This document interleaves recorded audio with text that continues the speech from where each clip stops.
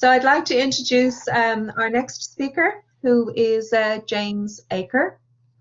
And James has a very, very interesting background. And he's currently a freelance author, reviewer, and commentator. And he focuses on the socio-cultural dimension of the universal norm for nurturing and nourishing children and normalizing breastfeeding. So James, sorry, Eileen, I can't quite see. Oh, there we go. Yeah. So James, you're very welcome. So I'll let you on with your talk, and thank you for coming. Thank you, Elizabeth. I'm not sure what there we go. Excellent.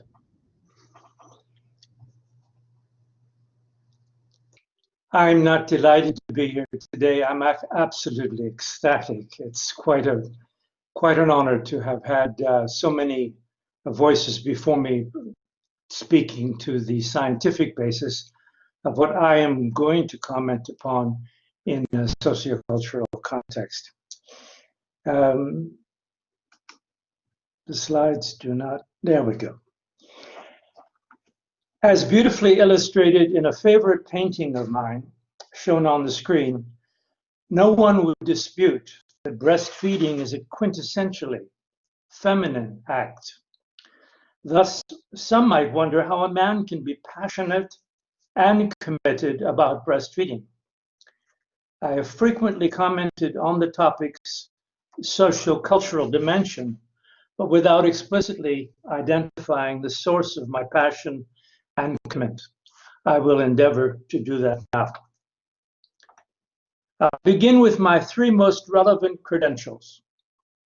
I've been a mammal since 1944. I've been a dad since 1974, and I've been a granddad since 2000. Oh, and by the time I retired from salaried employment in 2004, I had also worked for 3 decades in the field of international public health nutrition.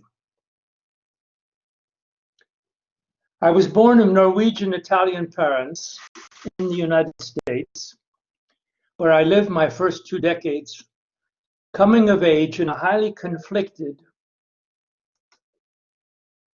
and pleasure environment. This coincided with a breastfeeding initiation rate of only 25% during the period 1946 to 1950. It reached 22%, its historic low, in 1972. Distrust, even fear of the human body, contrasted with the era's often morbid obsession with sexuality and varying degrees of associated denial, hypocrisy, and guilt. You may recall that La Leche got its start in 1956, while the International Lactation Consultant Association and the International Board of Lactation Consultant Examiners were both launched in 1985. We should be able to do better than that, I reasoned, and I credit the traditional farming community in Cameroon, where I worked for several years in my mid-20s, for showing me how. Calling the outmoded maxim that children should be seen and not heard, I have no memory of kids crying during that period. Mothers routinely carried their young children. Physical contact was continuous, and breastfeeding was so commonplace as to go utterly unnoticed. In addition to that formative intercultural experience, other factors include my abiding interest in human motivation, cultural influences on behavior in diverse environments where I have lived and worked since 1966, including, in addition to the United States and Cameroon, Turkey, Haiti, and Switzerland. The implications of acting or failing to act in a manner consistent with our nature, and how the universal biological norm for nurturing and nourishing our babies is variously molded within society. Had here constant curiosity since my teen years about how deviant behavior is defined in a given socio-cultural context, who goes to prison and for how long, and that all too frequent neglect of crime prevention in favor of criminal confinement. Though interpretive caution is called for, it is nevertheless instructive to compare breastfeeding and incarceration rates in the same environment. Years ago, I observed that countries with low incarceration rates often have high breastfeeding rates, and the other way around.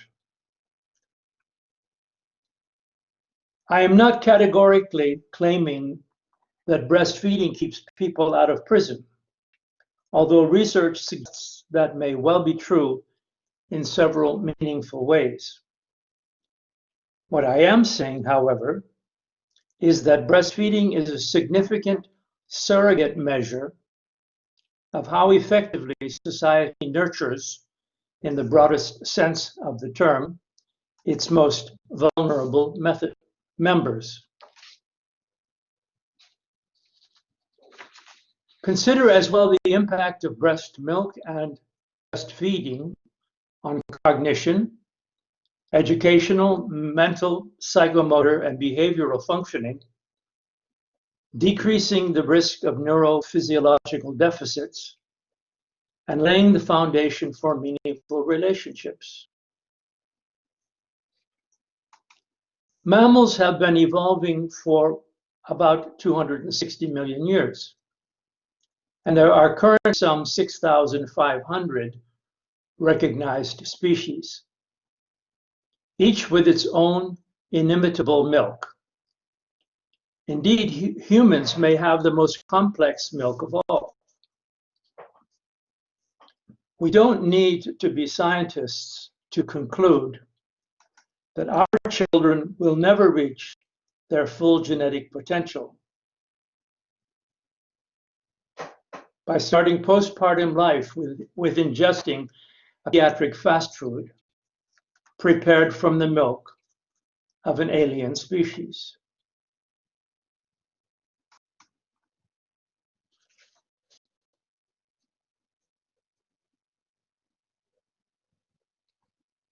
On the research front, we now know that human milk's principal protein, alpha-lactalbumin, not only plays an essential role in lactose production, but that it also protects the newborn infant gut against disease. The protein's therapeutic potential was also uncovered in 1995 as a self-destruct trigger for cancerous tumor cells. This auspicious development was followed in 2013 with the discovery that the same protein may hold the key to defeating lethal hospital-acquired staph infections. Stem cells were first detected in human milk in 2007. Today, they can be directed to become other body cell types such as bone, fat, liver, and brain cells. Only recently have we begun to understand that human milk's more than 200 complex carbohydrates, as referred to by previous speakers, are not there to feed babies. Instead, they nourish the billions of microorganisms that make up babies' healthy gut flora and protect them against infection and disease. Other molecules in a mother's milk help shape her child's lifelong immune responses and promote tolerance for microbes while keeping those microbes in the gut and away from the rest of the body. Discoveries like these offer important insights into how much there is still to learn about human milk and its impact on both child growth and development, and human health and well-being throughout the life course. Indeed, scientists have begun calling human milk the ultimate personalized medicine. Thus, as I see it, being male in no way disqualifies me from adopting a pro-breastfeeding perspective. On the contrary, since breast milk and breastfeeding are in the best interest of women and children, they are inevitably in the best interest of men. So too is the support from men, and fathers in particular, that validates the time and effort women invest in breastfeeding, even as it enhances prospects for success. However, there is no need to be a parent to appreciate the multiple rewards of surrounding ourselves with healthy, well-adjusted, and clever people who begin life's journey in keeping with nature's plan. But let's be clear about the implications here. Breastfeeding does not make us smarter. Rather, not breastfeeding results in falling short of our intellectual promise. Repeating an earlier observation,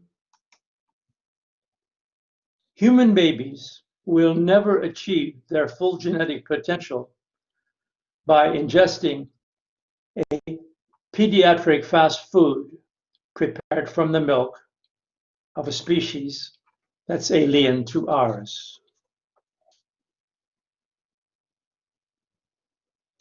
Now I invite you to unwrap with me the three most ubiquitous words of purported praise for following nature's nurturing and nutritional plan.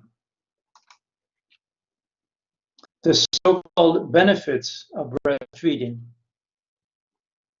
Terms like importance, value, significance, implications, consequences, even gravity, all work to varying degrees.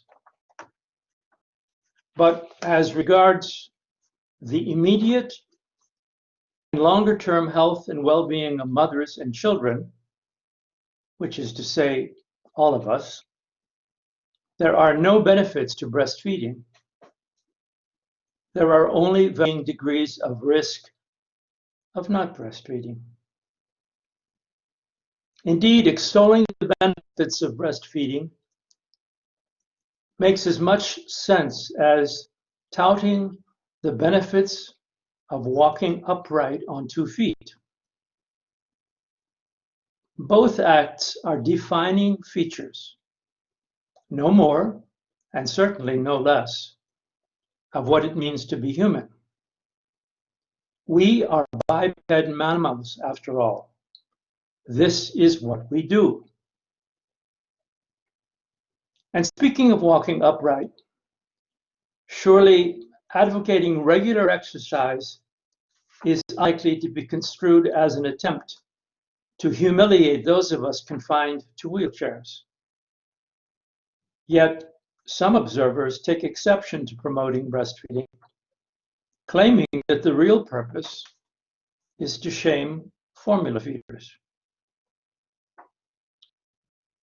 Fortunately, in a pinch, infant formula can sustain infants who are denied access to breast milk. But please bear in mind that infant formula was originally intended for use as an emergency nutrition intervention.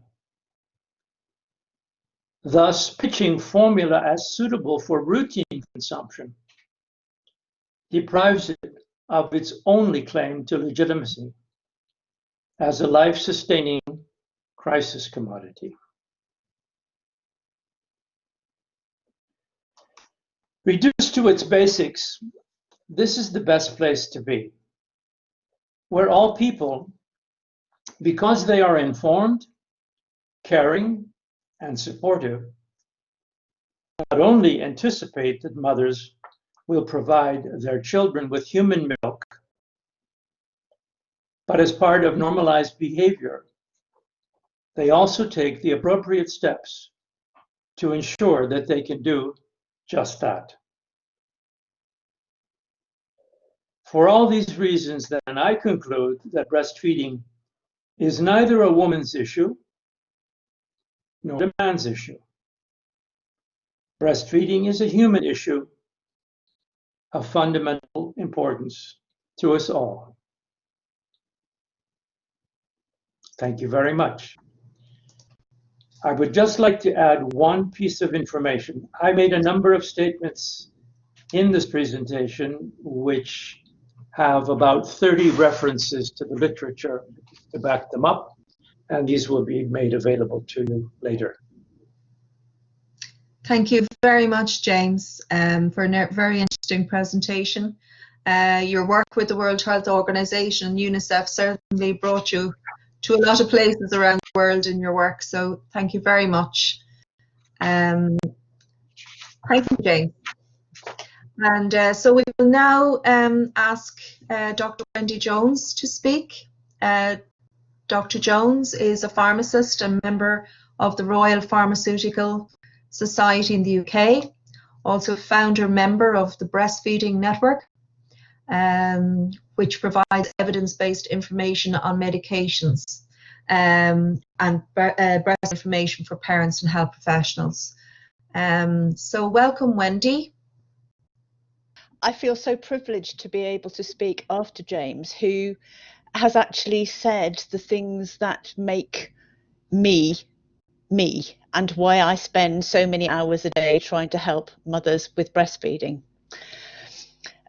What I want to present today is how, as medics, we can get in the way of breastfeeding, and all the barriers that come about, where people seem to assume that breast milk just turns off like a tap. Before I start speaking, I want to share with you the picture on the front of the slide here, which is of my youngest grandchild, Ottilie, who was born in May in the middle of lockdown. She was born 4 weeks early, weighing just 3.5 pounds, and had to be admitted to neonatal intensive care unit because she was so tiny and had lots of growing to do. Beth needed 25 mils of donor breast milk at one stage to enable her to get 4 hours of sleep. She was pumping at all times, trying to feed Ottilie as best she could, but Ottilie was actually failing to have enough energy to feed to get her calories up enough to keep growing. And she said when she had that 25 mils of donor breast milk, it was as if the mums of the world who had gathered round her and embraced her in a big hug and said, "It's okay, we've got your baby." And that's one of the reasons why I'm so passionate about donor breast milk.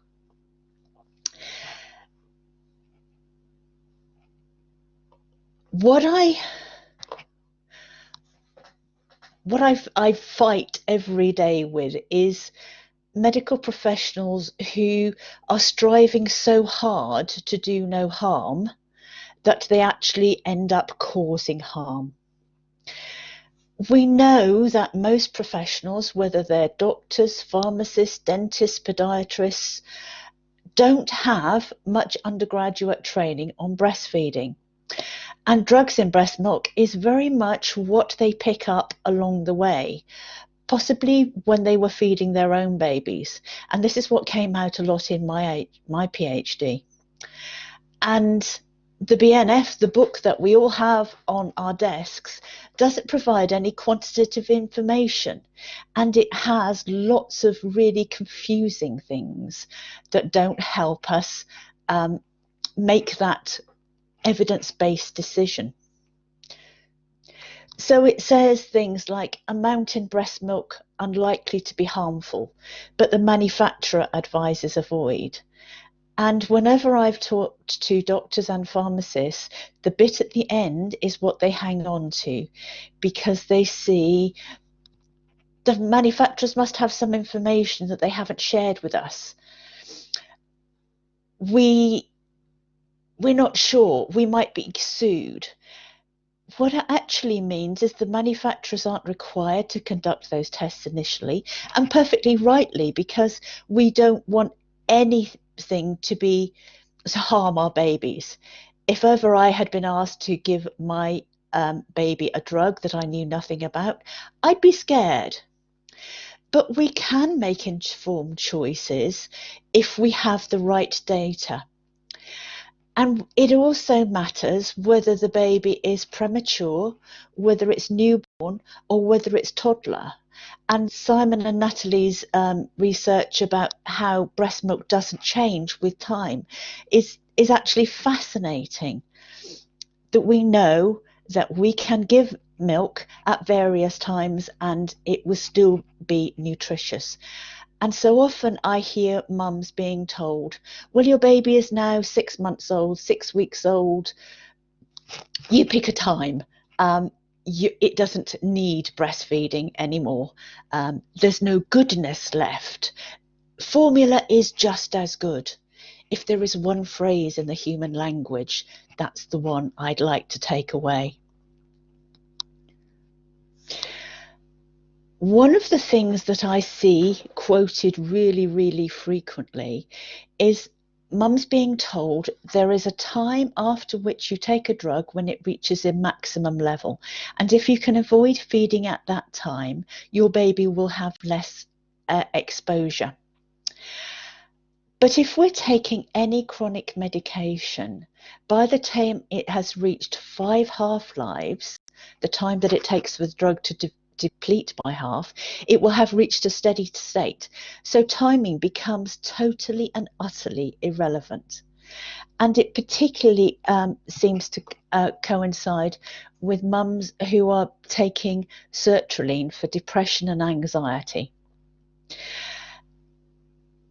When you're anxious, it's incredibly difficult to say, I will take a drug and continue to breastfeed, because your brain says, I need to do everything to protect my baby, so I'll just keep on breastfeeding.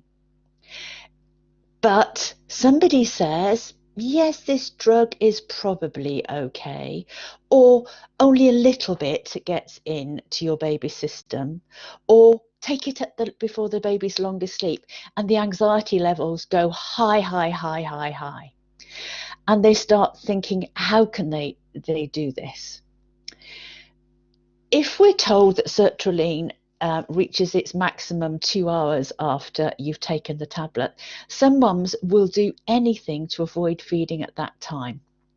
So they will stop feeding, or they'll introduce formula, they'll take a walk around the block, they'll do anything rather than feed their baby.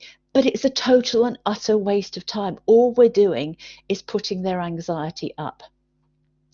It's really interesting since August, as the number of cases of COVID have gone up. On some days, 95% of my messages to drugs in breast milk have been about anti-anxiety and antidepressant drugs. People have become really, really scared, and they aren't able to see people all of the time. They aren't able to have that hug they all need. They aren't able to share the oxytocin. And today I have my oxytocin necklace on that always comes out, because oxytocin is just what we are sharing today, talking about breastfeeding. So telling a mum to discard a drug for a period that she's going to take a long time makes no sense whatsoever. So if I could only lay that myth to bed today, I'd be happy. The other myth is that drugs which can only be given by injection can't ever get into breast milk. If the mum can't take it as a tablet, Whatever gets into breast milk can't be absorbed by the baby. And there are very, very common antibiotics like this. It's also true of insulin. It's even more true of a range of drugs called anti-TNF drugs. One of the reasons that I became fascinated about drugs in breast milk was because I have Crohn's disease, which is an inflammatory bowel condition. And it causes the lining of the gut to be completely inflamed from a small area to a large area. And we have to take a variety of drugs.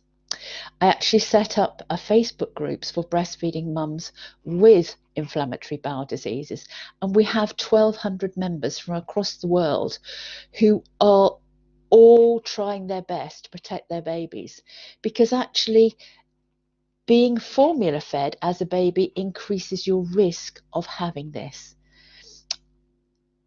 Whether autoimmune conditions come with being formula fed or whether there's something else going on, we don't really know. But certainly the foreign proteins of breast milk crossing the gut in those first few days has got to be detrimental. So the anti-TNF drugs have to be given either by infusions or injections, so the babies are not going to get some. And then we have breast milk protecting the babies from the higher risk of developing them. So of course we want to make have these babies breastfed. It matters for their future health. I wouldn't wish inflammatory bowel disease on my very worst enemy. We have lots of situations that I could tell you about, but I'm just going to have a few examples.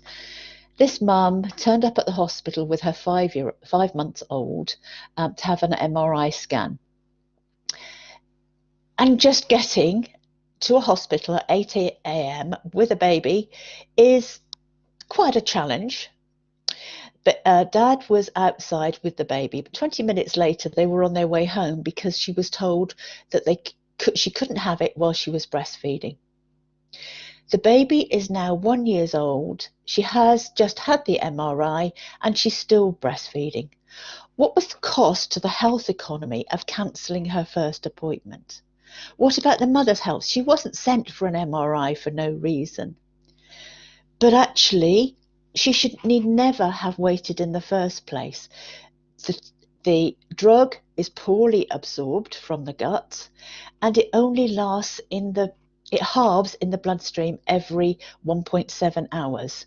So just like it takes 5 half-lives to build up to a steady state, it takes 5 half-lives to degrade to a state where there's negligible amount there, and that's 8.5 hours, whereas most mums with MRIs are told they can't breastfeed for 24 hours. Watch this, there is going to be some very interesting research published this month.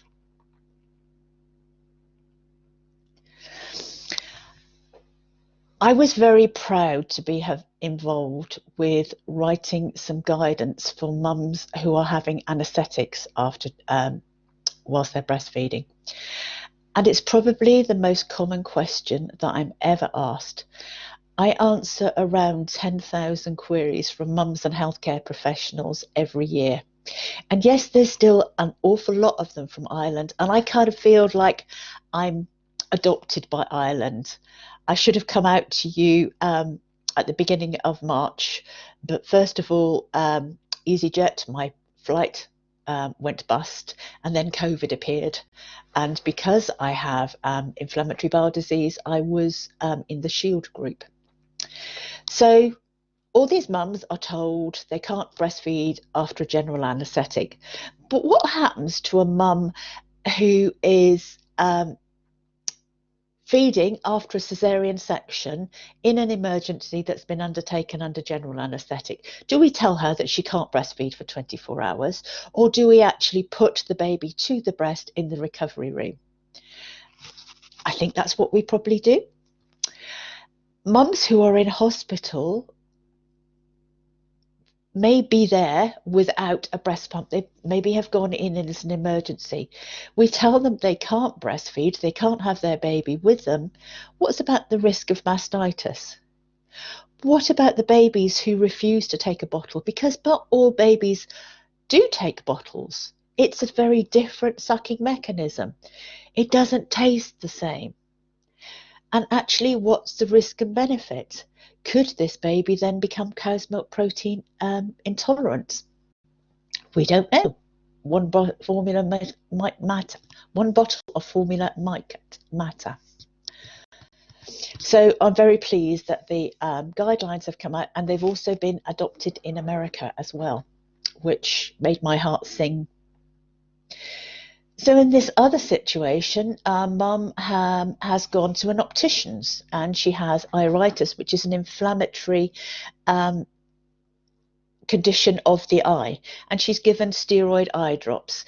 And I've said, doctor, optometrist, I'm not quite sure who she saw, said, I'm concerned about you breastfeeding on them, so could you please pump and dump for a week? Even the words pump and dump make my heart stop, because that suggests that what you are expressing is totally useless and poisoned. The mum called me the following day and said, I tried very hard last night, but my baby has screamed all night with trapped wind. Do I really have to stop breastfeeding for a week? And actually she didn't. If she pressed over the corner of her eye where the tear duct is, which is how most eye drops should be used, the drugs would not have got into her breast milk at all. So that baby has screamed all night. Mum has had to pump and throw away this precious milk that her body has made for her for no good reason.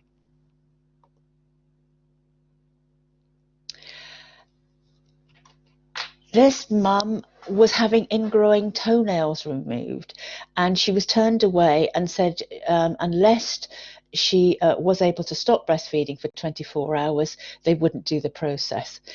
Actually had one mum this week who said, I physically can't walk because my toenails are so painful. But the podiatrist wanted her to sign a form agreeing to not breastfeed for 24 hours. That's kind of difficult because people can tell you things, but nobody can force you to do something against your will. There's not going to be a camera in your house that night watching to see if you do breastfeed. This podiatrist had said the local anaesthetic he was going to inject into her toenail would make the baby's mouth go numb from the amount passing in breast milk, and that the phenol that he was going to apply to kill the nail bed would be toxic. What do we use when we suture mums after childbirth? We use local anaesthetics. What do we use if we have a tooth extraction or a tooth filling? We use local anaesthetics. Has anybody ever found that their right hand went numb after they had a local anaesthetic? Did their mouths go numb afterwards? When you think about it, it's total and utter rubbish. And phenol we put into mouthwashes and toothpaste. This mum had spent most of the day crying, and completely unnecessary. And it saddened me.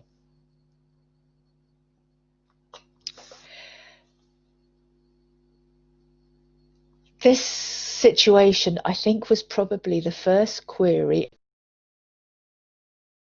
that actually made me cry. I received this in July. Baby's 15 months old, and her dad had died suddenly of COVID. And with everything else that was going on, she hadn't been able to be with her dad. She'd had to talk to her dad over FaceTime. She'd had to say goodbye over the phone. But something else had gone on, and her husband has left her. So you can imagine how awful her life must be. She's gone to see the doctor. She's really visible. She's having trouble sleeping. She needs somebody to help her. But he said he can't prescribe anything unless she stops breastfeeding. Excuse me. And her cry was, I'm a single mum. I don't want to stop. I don't know how to settle my baby without breastfeeding. But I really need somebody to help me. I feel so exhausted fighting the situation that is there. She could have had her antidepressant. She could have had some tolerance, some empathy from the people who understood that breastfeeding is not just about the milk. It's about so much more. It's about helping babies to soothe and comfort. And it's also about oxytocin and us feeling better too. When you stop breastfeeding, anxiety and depression can get worse as oxytocin is removed. This mum had had surgery for gallstones, and they accepted that she could feed after the anaesthetic, but then she said she was told that she couldn't breastfeed on the painkillers they'd given her. She'd stressed she was breastfeeding and asked for everything to be breastfeeding safe, but they'd given her something. The baby was there with her husband in the family room, but the nurse had managed to get some formula, and she wouldn't listen that the baby was cow's milk protein intolerant and that mum was on her special diet. And she said, "It's better than being poisoned by your milk."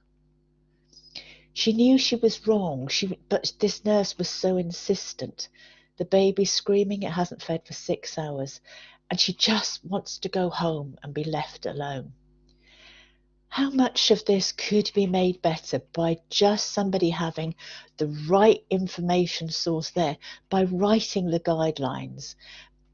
The anaesthetic guidelines actually do talk about which drugs can be given during breastfeeding as well. So the information is there in those guidelines. It turns off like a tap. Well, we know it doesn't. Not everyone can express has access to a breast pump or can let down to a breast pump. But if you don't express the milk, you can get engorgement and mastitis. Then we've got the babies who won't feed from the bottle and the formula that might not be suitable. And the worst thing is, so often people are told you need to stop breastfeeding, but nobody tells them how to manage their supply or how to start again. What I hear time and time again is mums being told it doesn't matter that they want to breastfeed, and they feel disempowered. Genevieve, do I think this situation is getting better or worse? I like to think it is better than it was 25 years ago. But if it was truly better, then I could retire, and other things wouldn't have, things wouldn't have to be said all the time. I'm really hoping that we will have a tide change where medics will be trained, we'll have continuous education, and it will improve. But it needs the basic understanding that breastfeeding is vital to that mum, to that baby, to the medical service, to the whole world. And that's the message that I hope we're all taking away from today. I feel so empowered by having listened to so many brilliant speakers. I am working within a group in the UK about trying to make evidence-based information available to all mums who need medication when they're pregnant or breastfeeding. And we're starting to just move the wording in the BNF slightly. But we need to listen to mothers, and we need to have training. And we need, above all, to value breast milk. If a medic doesn't know the answer, and no GP can ever know the answer to everything, what they do need to know is somebody who does know, or where to look for the information. And if you've got a new whizzy drug that's been sold to you as being better than everything else, if we don't know about its safety in breast milk, let's go to something slightly older.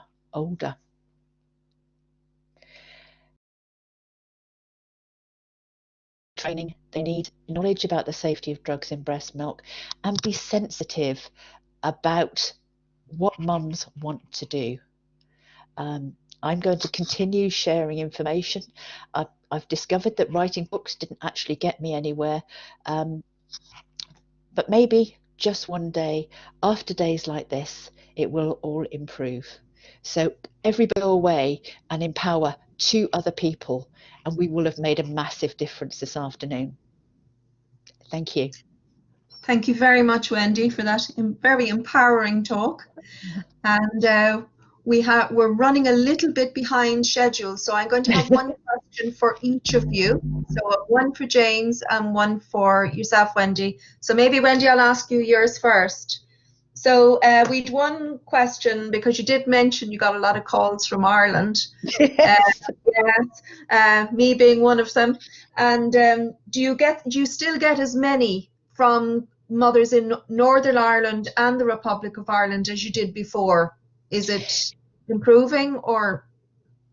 Do you know, actually, the fact that people are asking questions, I think, is an improvement, because somebody has listened and somebody has asked the question. And that's what matters. If you're just trying to find out an answer, that's fine. We don't know everything. Yeah, but I must tell you, Wendy, we all use your stuff. Yeah. Yeah. Yes.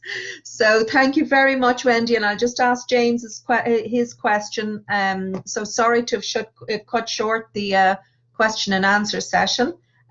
James, could you, we had a question about how can we use the narrative of the risks of not breastfeeding without being accused of making mothers feel guilty? James, are you still there? Hello? Okay. Sharing audio. There we are. Hi, James. Did you hear that question? Will I repeat it? There are 2 aspects to this question. I'll go to the personal. Yeah. We don't hesitate to warn mothers when they're pregnant not to drink alcohol, not to smoke. We don't hesitate to warn people in general not to smoke. We don't. All of our, if you like, personal advice given in public health terms is based on a risk-based model. I don't know of any other exception except feeding the young of our species. So that would be, I think we've got to flip that idea and consider all of the other, if you like, hints that we're giving sentient beings called adults about their behavior and their behavior toward the young of our species. And we need to understand what that means. And secondly, I think the question of guilt is misplaced, because we're talking about subverting ignorance. And my personal view is that we need to transform society, which is the long-term goal, where breastfeeding becomes ho-hum ordinary once again. And this is what we do. And the exception is when a baby, for whatever reason, legitimate or otherwise, is denied the real thing, and then, of course, better fed than dead. And that is when we bring in an emergency nutrition intervention. And that's all I can say. There are 2 aspects of it, but we need to consider the question in the context of overall public health recommendations. Okay, thank you very much, James. Thank you very much, Wendy. And yes, Sarah? Sue is on the line there. She's been able to make it back from Spain, which is great. Oh, great, Sarah. Thank you. Great. Welcome, Professor Carter. Yes. So has anyone any questions they would like to ask of Sue? Yeah, there's a couple in the chat earlier on. So this is for Professor Carter. In the context of COVID-19, what might be the long-term effects or wider-reaching effects of social isolation, whether it's from our babies in the context of breastfeeding separation, family units, social groups? Well, it's a big question, isn't it? We have no research. We have extreme examples like putting people in prison in solitary confinement, and we know they get a bit loony. But the upside of what's happening is that we do have, most of us have the good fortune to have communication with others in other ways, like we're doing now. And we have to realize that what's happening is in our heads. And so it's not the events, it's how our body interprets them that matters. So I think we are in a place where a lot of public education would go a long way, just as with breastfeeding in general. People who have babies are not alone, they're the lucky ones. I can't answer. I wish I had a better answer.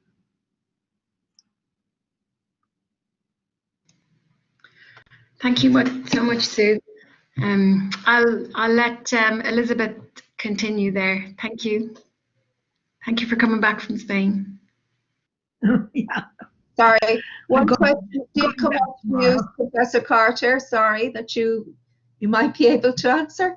Does the use of artificial oxytocin in managed labour impact the interplay of natural oxytocin during mother-baby bonding during the early postpartum period? So that question is the one 40 years ago, almost exactly 40 years ago, that brought me to study oxytocin. I was given oxytocin during my son's birth to speed it up for reasons I now recognize were incorrect, but I was out of control of that situation. And I spent 40 years trying to answer the question you just asked, using any number of tools, including animal models. I can tell you good news from the animal work. A little bit of extra oxytocin actually makes the babies friendlier, more social. The mother's side, which you're asking, is a little bit trickier because the body reads that extra oxytocin and could have reduced number of receptors. The unique thing about oxytocin that's not true of most hormones is that it has positive feedback. So a little bit of oxytocin will not hurt you probably, but we don't know what the right dose is because the dose is very arbitrary and administered on a kind of random fashion, at least in the United States. So there's definitely an opportunity here to better understand what's going on. And all we can do is hope for the best. It's hard on the baby to have that birth with extra oxytocin, and it's hard on the mother. And they usually give drugs to prevent pain, and those reach the baby for sure.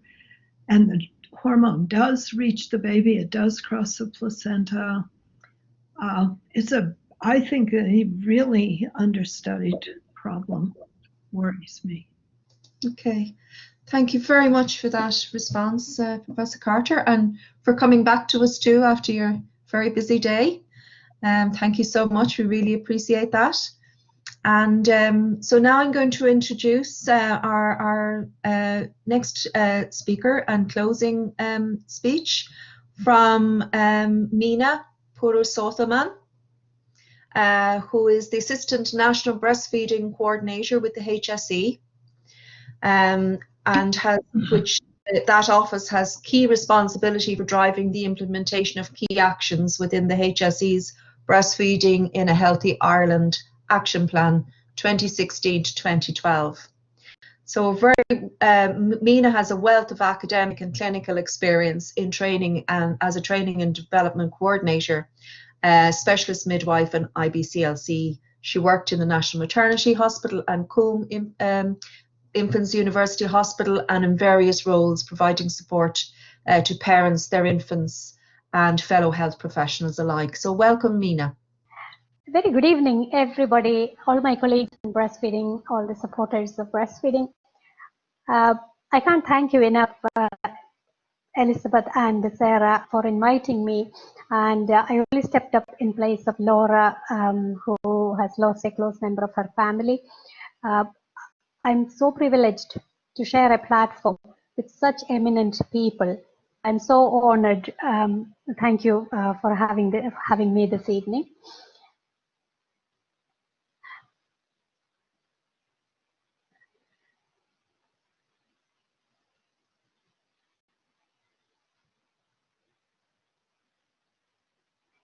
So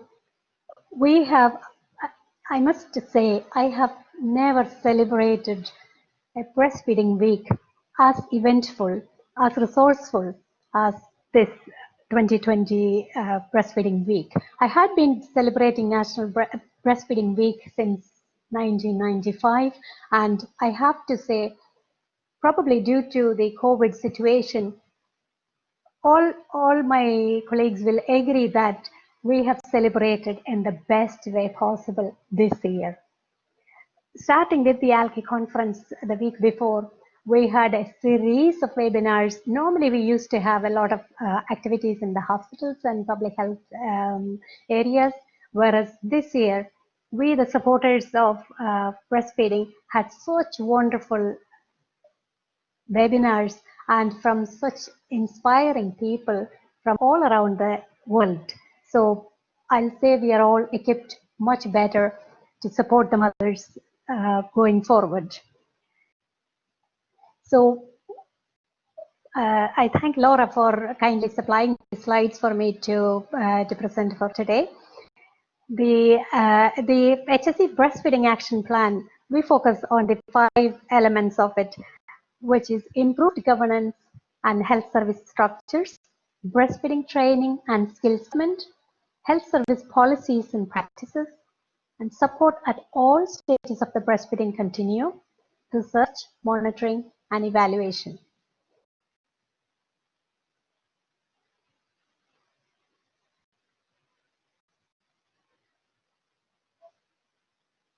We have the data for breastfeeding rates in Ireland, which is from the 2019 IMIS data. We have 63.7% of mothers were breastfed at first feed following birth. And breastfeeding on discharge, exclusive and non-exclusive, is 63.4, and breastfeeding on discharge, exclusive breastfeeding, is 37.3. That is very low. We can also see a little hopeful here when you look at here, breastfeeding at first PHN visit, exclusive or non-exclusive, it is 57.9, but breastfeeding at first PHN visit exclusive has improved to 42.2 here.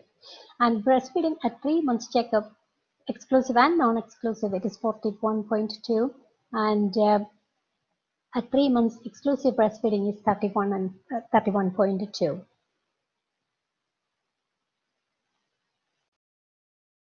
Components of the HSC Breastfeeding Action Plan: improved governance and health service structures.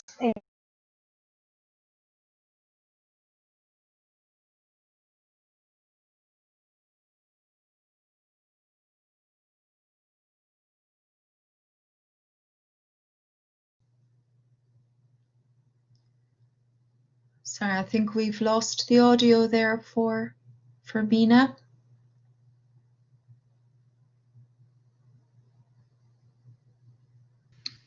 Yeah, she's trying to reconnect again. Okay, thank you, Sarah. We have recommendations for the establishment of infant feeding committees in the community services. HSC infant feeding policy updated and breastfeeding observation. The board was developed in 2018. 3 new posts for hospitals were sanctioned for additional lactation consultants, and 4 vacant or retirement posts were filled in 2020. And community services prioritizing posts with public health nursing services are on way.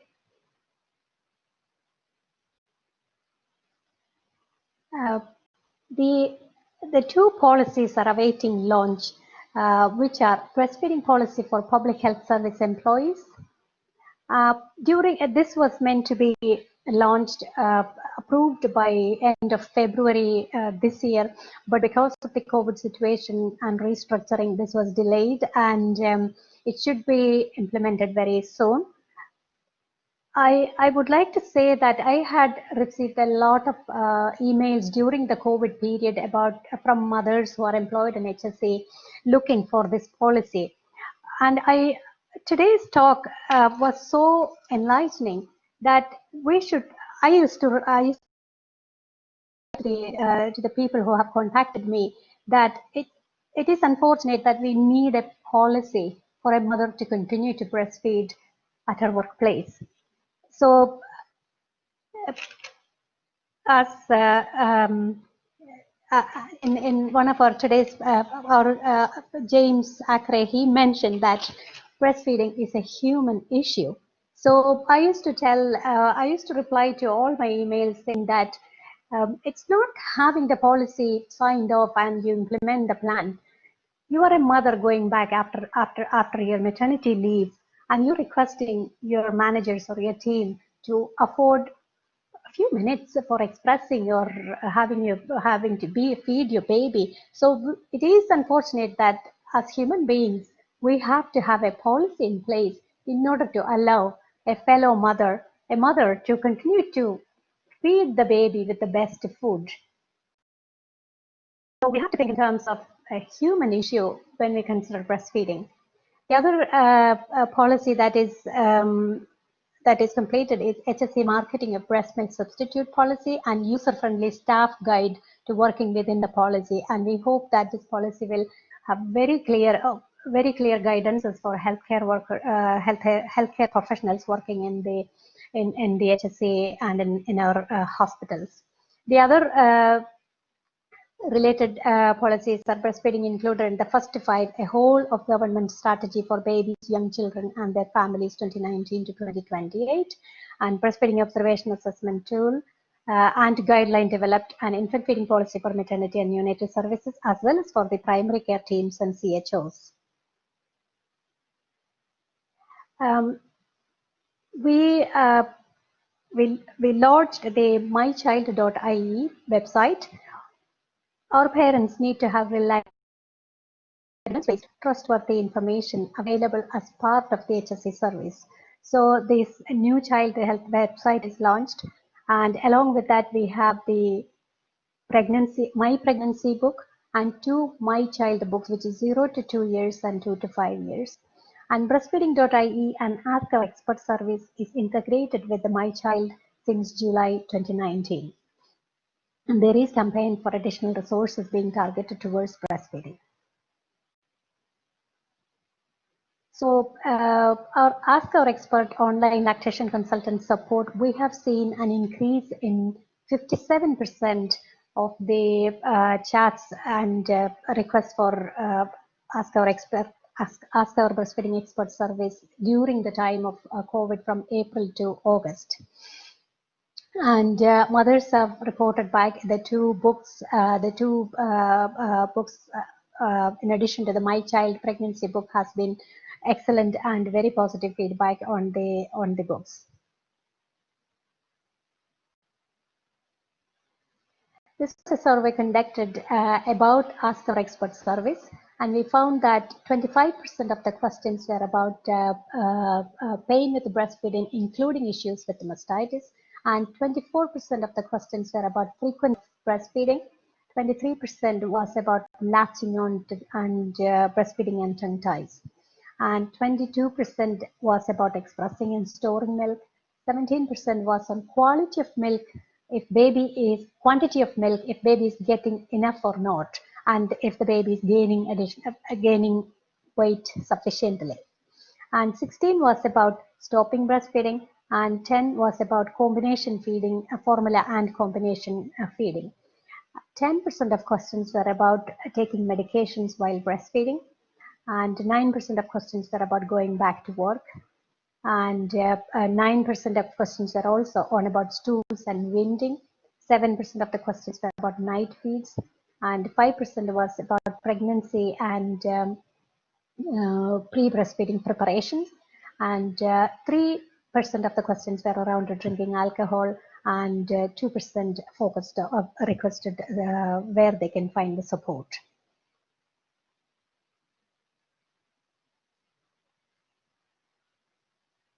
overall impact of the overall impact of Ask Our Expert service was that 64% of the mothers agreed that they felt more positive about breastfeeding after using the service. And again, 64% said that using the service improved my breastfeeding journey. And the support, 61% said that the support provided by the service encouraged them to keep going with their breastfeeding journey. And 41% said that I breastfed longer because of the advice and support provided by the service.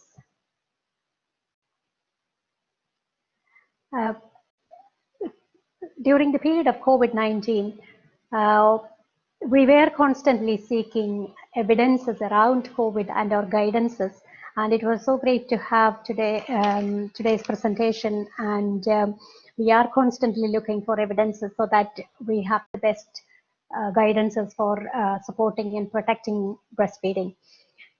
So the COVID-19 had impact on families and relationships and feeding. We saw it throughout our presentations today. We developed the guidances, recommendations for breastfeeding during the COVID-19 pandemic. And the HPSC guidance for care of pregnant women and postnatal care was developed.